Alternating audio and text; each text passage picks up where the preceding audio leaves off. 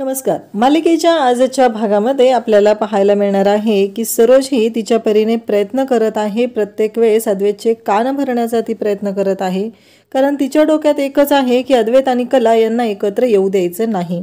काहीही झालं तरी माझा अद्वैत माझ्यापासून दूर गेला नाही पाहिजे, एवढंच सरोजला वाटत असतं आणि तिचे प्रयत्न त्यासाठी चालू असतात. त्याचबरोबर इकडे आपल्याला पाहायला मिळतं की अद्वैत म्हणत असतो की अगं पण आई खरं तशी नाही आहे. कारण सरोज प्रत्येक वेळेस सांगण्याचा प्रयत्न करत असते की अद्वैत तुला असं वाटतंय, पण तसं नाही आहे. कारण ती मुलगी गरीब घरातली आहे आणि आपली आणि त्यांची बरोबरी कधीच होऊ शकत नाही आहे. तुझ्या लक्षात येते का अद्वैत मी तुला काय सांगते, असं म्हणत सरोज बोलत असते. आणि त्यासोबतच सरोजचं असं म्हणणं असतं की अद्वैत काहीही झालं तरी ती मुलगी ज्या पद्धतीने आपल्याशी बोलत आहे, वागत आहे, ती तशीच आहे. हे सगळं चाललेलं असतं. परंतु त्याच वेळेस इकडे अद्वैत तिला म्हणत असतो की नाही आई तसं नाही आहे. आणि त्याच वेळी बाहेर उभा राहून नैना हे सर्व ऐकत असते. कारण नैनाच्या डोक्यात एकच प्लॅन असतो की काहीही झालं तरीही आत्ता यांचं जे चाललेलं आहे ते आपण अजिबात शाही होऊ द्यायचं नाही. कारण कला कशी आहे हे वारंवार आपण सगळ्यांच्या समोर आणायचं, हे सगळं नैनाच्या डोक्यात असतं. आणि त्याचबरोबर इकडे आपल्याला पाहायला मिळतं की अद्वैत मात्र म्हणत असतो की अगं आई तसं नाही आहे. पण सरोज वारंवार सांगण्याचा प्रयत्न करत असते की अद्वैत तू चुकतोयस, तुला नाही माहिती कारण ती गरीब माणसं कशी असतात ते, हे सगळं ती बोलत असते. आणि त्याचवेळी अद्वैत म्हणत असतो की आई मला असं वाटतंय की खरे त्यातली नाही, परंतु तू जे म्हणते त्यात पण काहीतरी तथ्य आहे. कारण अद्वैतचा त्याच्या आईवर खूपच विश्वास असतो. सरोज म्हणत असते मला सांग, तू तिला बायको म्हणून स्वीकारलंय का? जर तू बायको म्हणून स्वीकारलं असतं तर तू तिला माहेरच्या नावाने का हाक मारतो सांग ना मला. कारण अजूनही तू तिला खरे म्हणतोस, कधी तिच्या नावाने हाक मारलेस का त्या मुलीला, असं सरोज सांगत असते. तेव्हा अद्वैत मात्र शांतपणे हे सर्व ऐकत असतो, तोही विचार करत असतो. त्यानंतर सरोज म्हणते मला सांग, तुझी जी कामं आहे ती दुसरं कोणी केली तर काही फरक पडणार आहे का? तेव्हा तो म्हणतो की मला तिची सवय लागलेली आहे.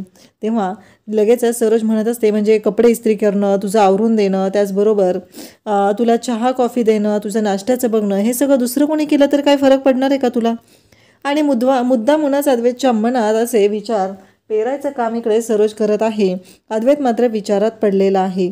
त्यानंतर सरोज अद्वैतचे कान भरत आहे. तिच्या लक्षात येतं की या पद्धतीनं जरी आपण अद्वैतशी बोललो तरी अद्वैतला एवढा काही फरक पडत नाही आहे. हे तिच्या लक्षात आल्यानंतर तिने मात्र विचार करायला लागते की नाही, आता इमोशनल बाजूने विचार करणं गरजेचं आहे. काहीही झालं तरीही महत्त्वाची गोष्ट आहे ती म्हणजेच ही अद्वैतनं जे काही आत्ता बोललेलं आहे ते ऐकलं पाहिजे. त्यानंतर सरोज जाते, पाण्याचा ग्लास घेते आणि अद्वैतला देते. मग अद्वैतला म्हणते पाणी घे. अद्वैत पाणी घेतो आणि अद्वैतला म्हणते घे. मला सांग, आत्ता मी तुला पाण्याचा ग्लास दिला, तुला काही फरक पडला का? सरोज मुद्देसूद पद्धतीने अद्वैतला बोलत असते. त्याच्यासमोर तिची बाजू मांडत असते, त्याला सांगण्याचा प्रयत्न करत असते काहीही झालं तरी त्या मुलीची तुझ्या आयुष्यामध्ये अजिबात गरज नाही. नैनाला मात्र याच गोष्टीचा आनंद झालेला असतो आणि नैना विचार करत असते काहीही झालं तरीही मला मात्र या गोष्टीचा फायदा करून घ्यायचा आहे. कारण या सगळ्यामुळं माझा फायदा काय होतोय ते बघायला पाहिजे. कलाची तर वाट लागलीच पाहिजे. पण नैनाच्या डोक्यात फक्त प्रत्येक वेळेस एवढंच असतं की कलाला संपवायचं आहे, या घरातून हाकलून द्यायचं आहे. आणि त्याच वेळेस कलाला मात्र प्रत्येक वेळेस परीक्षा द्यावी लागत असते. कलाला मात्र प्रत्येक वेळेस सगळ्यांना सगळ्या गोष्टी सांगाव्या लागत असतात. कारण कलाला परीक्षा द्यायची, स्वतःला सिद्ध करायचं, पुरावे दाखवायचे, एवढंच कलाला करावं लागत असतं. परंतु इकडे नैनाने काही जरी केलं तरी तिला काही करावं लागत नसतं. तिनं कोणत्याही पद्धतीने कशाही गोष्टी केल्या तरीही त्या चालत असतात. त्याचबरोबर इकडे आपल्याला पाहायला मिळतं की आता सरोज इमोशनल झालेली असते. सरोज म्हणत असते की माझ्या लग्नानंतर ज्या गोष्टी मी केलेल्या आहेत, मी पाहिलेल्या आहेत, ते मला वाटतं की तुझ्या आयुष्यात घडू नये. कसं आहे तुला माहिती आहे का, चांदेकरांच्या बाबतीत चांदेकरांच्या घरामध्ये संसार टिकत नाही आहेत, हे असं झालेलं आहे आणि तुझ्याही बाबतीत तेच होतं आहे. आणि एक गोष्ट लक्षात ठेव, लग्न तुमच्या दोघांचं झालेलं असलं तरीही दोन्ही कुटुंब याच्यामध्ये भरडली जाणार आहेत. त्यामुळं वेळीच सावध हो आणि विचार कर, कारण खूप वेळ व्हायला नको आहे. असं होईल की जेव्हा समजलेलं असेल तेव्हा हातातून वेळ गेलेली असेल. हे सगळं आता चालू झालेलं असतं. त्याचबरोबर इकडे आपल्याला पाहायला मिळतं सरोज म्हणते की मला असं वाटतंय की ती मुलगी आपल्या दोघांना एकमेकांपासून वेगळं करत आहे. ती मुलगी तुझ्या आयुष्यात आल्यापासून तुला ती माझ्यापासून तोडत आहे. हे सगळं अद्वैतला ती बोलत असते आणि म्हणत असते की अद्वैत, तुला माहिती आहे का, माझ्या लग्नानंतर माझ्या आयुष्यामध्ये आता तूच महत्त्वाचा आहे. माझा नवरा माझ्याशी कसा वागतो हे तुला माहिती आहे, तुझे बाबा कसे आहेत हे माहिती आहे. आणि त्याचबरोबर आत्ता हे सगळं ती मुलगी मुद्दामहून करत आहे. मला तुझ्यापासून वेगळं करण्याचा ती प्रयत्न करत आहे. हे सगळं ती सांगत असते. आणि त्यासोबतच इकडे आपल्याला पाहायला मिळतं की ह्या सर्व गोष्टी जेव्हा घडत असतात तेव्हा मात्र इकडे अद्वैत आता विचारात पडलेला असतो. कारण सरोज इमोशनल झालेली असते आणि ती रडत असते. सरोजचं असं म्हणणं असतं की काहीही झालं तरीही आत्ता जे काही घडत आहे त्याच्यामुळं तर या गोष्टी होत आहेत. आणि सरोज म्हणत असते की काहीही झालं तरीही अद्वैतला आत्ता इमोशनल करून कसंही करून त्या मुलीपासून लांब ठेवायचं आहे. त्याच्या डोक्यामध्ये हे विचार फिक्स करायचे आहेत. एवढं सरोजच्या डोक्यात सुरू झालेलं असतं. आणि मग सरोज म्हणत असते की माझ्या आयुष्यात तुझ्याशिवाय दुसरं कोण आहे अद्वैत, काहीही झालं तरीही माझ्यासाठी तू खूप महत्त्वाचा आहे, असं ती अद्वैतला सांगत असते आणि अद्वैतशी बोलत असते. त्याचबरोबर तिचं अद्वैतला असं म्हणणं असतं की अद्वैत, तुला असं वाटत असेल परंतु माझ्या आयुष्यात तुझ्याशिवाय दुसरं कोणीही महत्त्वाचं नाही. हे सगळं सरोज बोलत असते आणि ती मुलगी तुलाच माझ्यापासून तोडत आहे. आणि असं बोलल्यानंतर मात्र इकडे आता सरोजने खूपच मोठा बॉम्ब टाकलेला असतो. अद्वैतच्या मनात आता विचार सुरू झालेले असतात. कारण खरेच्या माझ्या आयुष्यात येण्यामुळं जर माझी जुनी नाती तोडली जात असतील तर मात्र मला विचार करावा लागेल. हे सगळं अद्वैतच्या डोक्यात सुरू झालेलं असतं आणि अद्वैत त्याच गोष्टींचा विचार करत असतो. खरं तर अद्वैतला याच गोष्टी जाणून घ्यायच्या असतात. त्याचबरोबर कलाशी त्याचं असलेलं नातं याबद्दल त्याला विचार करायचा असतो. पण इथे आता सरोजने एक मोठी गोष्ट केलेली असते आणि त्यामुळंच आता मोठा राडा होणार असतो. आणि सरोजने अद्वैतच्या मनात नको त्या गोष्टी पेरून खूपच मोठं कांड केलेलं असतं. कारण सरोजने जराही विचार केलेला नसतो की या सगळ्यामुळं काय होणार आहे, या सगळ्यामुळं काय होऊ शकतं. या कोणत्याही गोष्टींचा विचार सरोजने केलेला नसतो. सरोजला फक्त एवढंच दाखवून द्यायचं असतं की काहीही झालं तरीही जे काही घडत आहे त्या सगळ्याला जबाबदार ही कला आहे, एवढं सरोजला दाखवून द्यायचं असतं. आणि सरोज तेच करत असते. कारण तिला अद्वैतला आणि कलाला वेगळं करायचं आहे. आणि ह्या सगळ्या तिच्या प्लॅनमध्ये तिचं कान भरायचं काम करत असतं, ते म्हणजे रोहिणी. त्यानंतर आपल्याला पाहायला मिळतं अद्वैत रूममध्ये आलेला असतो आणि तो कलाकडे पाहतो. कला शांत झोपी गेलेली असते आणि त्याचबरोबर म्हणत असतो की नाही, आई म्हणते जर ते खरं असेल तर मात्र मला विचार करावा लागणार आहे. कारण आईला जर असं वाटत असेल खरेसोबतचं नातं निभावताना जर मला माझी बाकीची जुनी नाती आहेत त्यांचा विसर पडत असेल तर मात्र मला विचार करावा लागणार आहे. हे सगळं आता अद्वैतच्या डोक्यात सुरू झालेलं असतं आणि अद्वैत विचार करायला लागलेला असतो. अद्वैतच्या डोक्यात एवढंच सुरू असतं की मला खरेसोबतचं नातंही टिकवायचं आहे आणि त्याचबरोबर माझी जी बाकीची नाती आहेत त्या नात्यांनाही काही होऊ द्यायचं नाही. एवढंच अद्वैतच्या डोक्यात सुरू झालेलं आहे आणि अद्वैत मात्र त्याच गोष्टींचा आता विचार करत आहे. इकडे दुसऱ्या दिवशी सकाळीही अद्वैत उठलेला असतो, तरीही त्याच्या डोक्यातले विचार काही थांबलेले नसतात आणि त्याला फक्त एवढंच वाटत असतं की नक्की काय केलं पाहिजे. या सर्व गोष्टींचा विचार करता करता अद्वैतला प्रश्न पडलेला असतो की मी नक्की काय विचार करतोय. कारण काहीही झालं तरी खरे कसे आहे हे मला चांगलंच माहिती आहे आणि मग मी या गोष्टींचा विचार का करू, असे प्रश्न अद्वैतच्या डोक्यात सुरू असतात. पण तरीही तो म्हणतो की नाही, कारण आई म्हणते या गोष्टीमध्ये तथ्य आहे. जर का खरेच्या येण्याने माझ्या आयुष्यामध्ये असलेली जुनी नाती खरेसोबतचं नातं सांभाळताना माझ्या आयुष्यामध्ये असलेली जुनी नाती जर माझ्यापासून दूर होत असतील, दुखावली जात असतील तर मला विचार केला पाहिजे, हे अद्वैतच्या डोक्यात सुरू झालेलं असतं. आणि त्याचबरोबर अद्वैत म्हणत असतो की मला विचार करावा लागणार आहे. अद्वैत या सर्व गोष्टींचा विचार करत असतो, शांतपणे या सर्व गोष्टी हँडल करण्याचा प्रयत्न करत असतो. परंतु अद्वैतच्या डोक्यात जे सरोजने आता त्याचे कान भरलेले आहेत, त्याच्या डोक्यामध्ये त्याच्या मनामध्ये जे विष कालवलेलं आहे कलाच्या बाबतीत, ते सारखं तिथे डोकं वर काढत आहे. आणि त्यासोबतच इकडे ज्या गोष्टी घडत असतात त्यामुळंच अद्वैतला मात्र आता टेन्शन आलेलं असतं. अद्वैतला कळत नसतं की नक्की काय केलं पाहिजे. आणि तेवढ्यातच कला त्याच्यासाठी कॉफी घेऊन येते. कला म्हणते की चांदेकर कॉफी, आणि मग ती अद्वैतला कॉफी देते. त्यानंतर अद्वैत कॉफी घेतो आणि शांत असतो. त्यानंतर कला म्हणते की चांदेकर तेव्हा अद्वैत म्हणतो की आज नवीन डिझाईनच्या बाबतीत डिस्कशन आहे, ऑफिसमध्ये लवकर ये, उशीर करू नकोस. कला म्हणते झालं, हा मला बोललाय ना उशीर करू नको, म्हणजे सगळं व्यवस्थितच असणार आहे आणि याचा राग कमी झालेला आहे असं कलाच्या लक्षात येतं. पण कलाला कुठं माहिती असतं की अद्वैत काय विचार करत आहे. अद्वैत म्हणत असतो की आत्ता हिने मला कॉफी आणून दिली, पण ही कॉफी मला दुसरं कोणी दिली तरीही चालेल ना.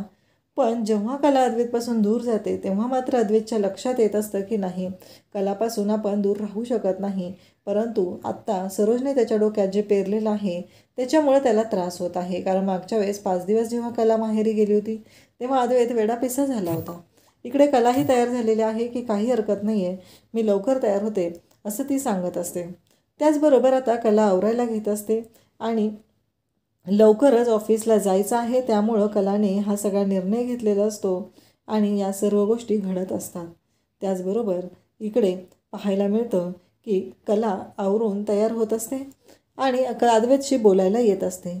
अद्वैत शांतच असतो, अद्वैत जास्त काही बोलत नाही, फक्त त्याने एवढंच केलेलं असतं की कलासाठी ज्या गोष्टी करता येतील त्या करण्याचा त्याने प्रत्येक वेळेस प्रयत्न केलेला आहे आणि कलाच्या पाठीशी खंबीरपणे उभं राहण्याचाही त्याने प्रयत्न केलेला आहे.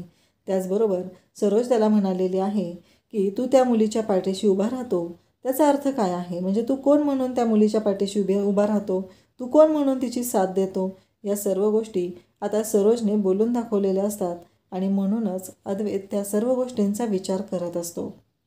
अद्वैतच्या डोक्यात एवढंच सुरू असतं की जे काही घडत आहे त्यामुळं आता शांतपणे विचार करून निर्णय घ्यावा लागणार असतो. इकडे नैना मात्र आता राहुलकडे आलेली असते आणि ती राहुलला सांगत असते की राहुल, तुला माहिती आहे का, काल मी सरोज मामी आणि त्याचबरोबर अद्वैतचं बोलणं ऐकलेलं आहे. कारण सरोज मामींच्या मनात अशी भीती आहे की कला अद्वैतला त्यांच्यापासून दूर करत आहे. हे सगळं जेव्हा नैना सांगत असते तेव्हा मात्र राहुलला खूप आनंद झालेला असतो आणि नैना म्हणत असते की ती तशीच आहे पहिल्यापासून, म्हणजे त्यात काही डाऊटच नाही आहे, ती मुलगी कशी आहे ते मला माहितीच आहे. परंतु मला काय वाटतं आहे माहिती आहे का, की आत्ता सरोज मामींनी जे केलेलं आहे, सरोज मामीने जो निर्णय घेतलेला आहे त्याचा फायदा आपण आपल्याला करून घ्यायचा आहे, एवढंच आता नैनाने आणि राहुलने ठरवलेलं असतं. कारण सरोजच्या या गोष्टीमुळं त्यांनी आता अद्वैत आणि त्याचबरोबर कला यांच्यामध्ये जास्त फूट पाडायचा निर्णय घेतलेला असतो आणि अद्वैत आणि कला यांचं नातं बिघडवण्यासाठी ते प्रयत्न करणार असतात. त्याचसोबतच इकडे आपल्याला पाहायला मिळतं की जेव्हा हे सर्व चालू असतं आणि तेव्हा मात्र त्यांच्या लक्षातही येत नाही की नक्की ह्या सर्व गोष्टी कशा पद्धतीनं घडणार आहेत. कारण त्यांना असं वाटत आहे की आपण अद्वैतच्या बाबतीत काही वागलो तरीही अद्वैतला ते कळणार नाही, असा गैरसमज त्यांच्या दोघांचा झालेला असतो आणि अद्वैत मात्र आता भयानक चिडलेला असतो. अद्वैतने काही झालं तरी एक निर्णय घेतलेला असतो की आता शांत राहायचं नाही, या सगळ्या गोष्टींचा छडा लावायचा. इकडे आपल्याला पाहायला मिळतं की सोहमला फोन आलेला असतो अनामिकाचा. अनामिका सोहमशी फोनवरती बोलत असते आणि सोहमला म्हणत असते की आज फ्री आहेस का, म्हणजे आपल्याला बोलायचं आहे म्हणून विचारले. तेव्हा सोहम म्हणतो की नाही, आज डिझाईनचं काम आहे, बाकी असं काही नाही आहे. परंतु अनामिका म्हणत असते की नाही, भेटायचं होतं ना म्हणून विचारलं. ठीक आहे, तू आज कामात आहे तर राहू दे, असं अनामिका स्पष्टपणे सांगते. त्यावेळेस इकडे सोहम म्हणतो की ठीक आहे आणि तिचा फोन ठेवून देतो. कारण सोहमला सध्या तरी तिला भेटायची वगैरे काही इच्छा नसते किंवा त्याला वाटतही नाही, त्यामुळं सोहमने तो निर्णय घेतलेला असतो. त्यानंतर आपल्याला पाहायला मिळतं की सोहम शांत असतो, पण इकडे काजलच्या डोक्यामध्ये विचारांचं चक्र चाललेलं असतं. तिला कळत नसतं की नक्की काय करायचं आहे आणि काजल त्याच गोष्टींचा विचार करत असते आणि तेवढ्यातच तिने मेसेज केलेला असतो, कॉल केलेला असतो. पण काजलचा कॉल काही त्याने उचललेला नसतो. मग काजल मेसेज करते की आज आपण भेटूया का. तेव्हा मात्र सोहम लगेचच अनामिकाला मेसेज करतो आणि कॅफेमध्ये भेटायला बोलवतो. इकडे आता ऑफिसमध्ये सगळेजण बसलेले असतात, सगळेजण शांतपणे तिथे आपलं काम करत असतात. नवीन डिझाईन असतात त्याबाबत डिस्कशन सुरू असतं. कारण यावेळेस आपण डिझाईन करताना आधी त्यांना विचारायचं आणि त्यानंतर डिझायनिंग करायचं आहे, हा निर्णय घेतलेला असतो. आणि त्यासोबतच इकडे आपल्याला पाहायला मिळतं की जेव्हा हे सगळं बोलणं चाललेलं असतं तेव्हा मात्र इकडे कला त्याचबरोबर सगळेजण, प्रीती, सर्वजण तिथं असतात आणि मग डिझाईनच्या बाबतीत बोलणं चालू असतं. कला उठून जात असते आणि अचानक एक तिथे प्रॉब्लेम होतो. कला थोडीशी धडपडते. प्रीती, कला आणि पिऊन हे सगळेजण तिथे एकमेकांच्या तिथे धडपडलेले असतात. आणि तेव्हा त्या कलाला थोडंसं लागलेलं असतं. तेव्हा कलाला अद्वैत विचारतो, ठीक आहात ना? त्याचबरोबर प्रीतीलाही विचारतो, ठीक आहात ना? तेव्हा ती दोघीही म्हणतात की हो ठीक आहे. आणि त्यासोबतच अद्वैत काळजी घेत आहे ही गोष्ट सरोजच्या लक्षात आलेली असते. सरोजला मात्र एवढंच पडलेलं आहे की काही झालं तरी अद्वैतला प्रत्येक वेळेस प्रूव्ह करून दाखवायचं की हे तू आत्ता का वागलास. यासाठी सरोज ह्या सर्व गोष्टी पाहत असते. आणि त्याचबरोबर पुढचं डिस्कशन सुरू झालेलं असतं, कारण यावेळेस डिझाईन हे जे आपले क्लायंट आहेत त्यांना विचारायचं आहे कशा पद्धतीने डिझायनिंग हवं आहे आणि त्यानंतरच हा निर्णय घ्यायचा आहे. हे सगळं चाललेलं असतं. तेव्हा कलाही सांगत असते आणि त्याचबरोबर खरे तू डिझाईनच्या डिपार्टमेंट सांभाळत आहे ना, तर या सर्व गोष्टी लक्षात ठेव असं आवर्जून इकडे अद्वैत तिला सांगत असतो. आणि त्यासोबतच इकडे अद्वैत त्याचबरोबर सरोज हे सगळेजण बोलत असतात. आणि कला आता तिथून निघालेली असते. कला तिथं जाते कारण तिचं पुढचं काम तिला करायचं असतं. आणि इकडे सरोजला आता अद्वैतसोबत बोलायचं असतं. सरोज आणि अद्वैत दोघंच केबिनमध्ये असतात. सरोज म्हणते की अद्वैत मला एक सांग, आत्ता तू त्या मुलीला मदत केली, त्या मुलीला मदत करण्याचं काय कारण होतं? हे बोलल्यानंतर मात्र इकडे अद्वैत म्हणत असतो, हां केली मदत, आता लागलं होतं ना माणुसकी म्हणून. मग तू प्रीतीला माणुसकी म्हणून मदत केली किंवा विचारपूस केली, मग या मुलीला कशासाठी मदत केली? म्हणजे तुझी बायको होती म्हणून काळजी घेतली का अजून काय?